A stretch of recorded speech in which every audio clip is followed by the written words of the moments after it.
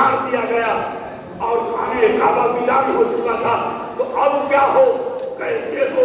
لوگوں نے خانہ کعبہ کو بنانا چاہا۔ اور ظاہر سی بات ہے، چور اگر امانت دار ہو جائے،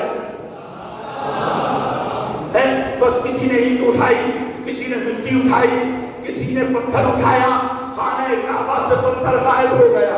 اچانک لوگوں نے دیکھا ایک بہت عظیم اژدہا اس طریقے سے بیٹھا ہوا ہے، اب کسی کو جانے نہیں دیتا۔ سارے مفتیوں کو بلایا، جیسے خیبر میں بھاگ رہے تھے،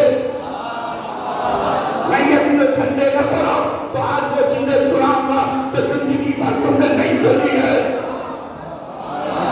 شام کو دیکھا مفتی بھاگ رہے تھے، اور جب نہیں صاحب مسکرا کے کہہ رہا ہوگا باعث ہی منظر خیبر میں تھا،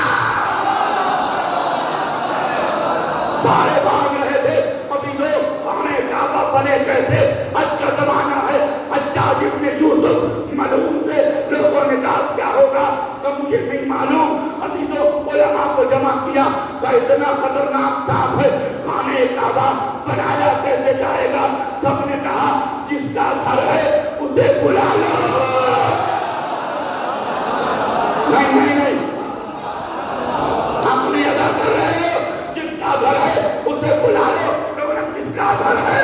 سب نے کہا اس وقت اس گھر کا مالک اگر یہ بیت ہے تو سید سجاد اہل بیت ہے۔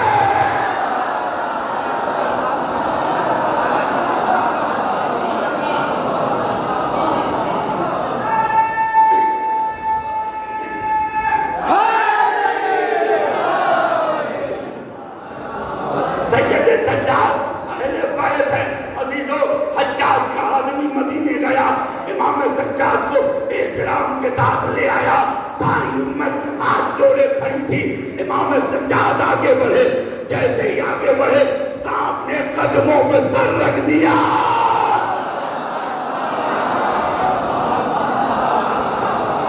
سانپ نے قدموں پہ سر رکھ دیا، اس کے بعد وہ چلا گیا، جانے لگا۔ مولا نے پوچھا جا کہاں رہے ہو؟ کہا جب تک مالک نہیں آتا نوکر حفاظت کرتا ہے۔ اب جب آپ آ گئے ہیں تو مجھے حفاظت کی ضرورت نہیں ہے۔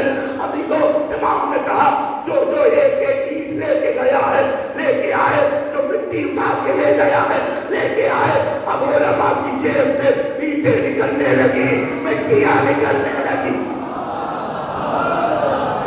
عزیزو میرے ذہن میں سوال تھا، مولا اینٹیں واپس کروا رہے ہیں، مٹیاں واپس کروائے، کہ یہ ایک جھلک ہے جس دن مہدی آئے گا فدق واپس لائے گا۔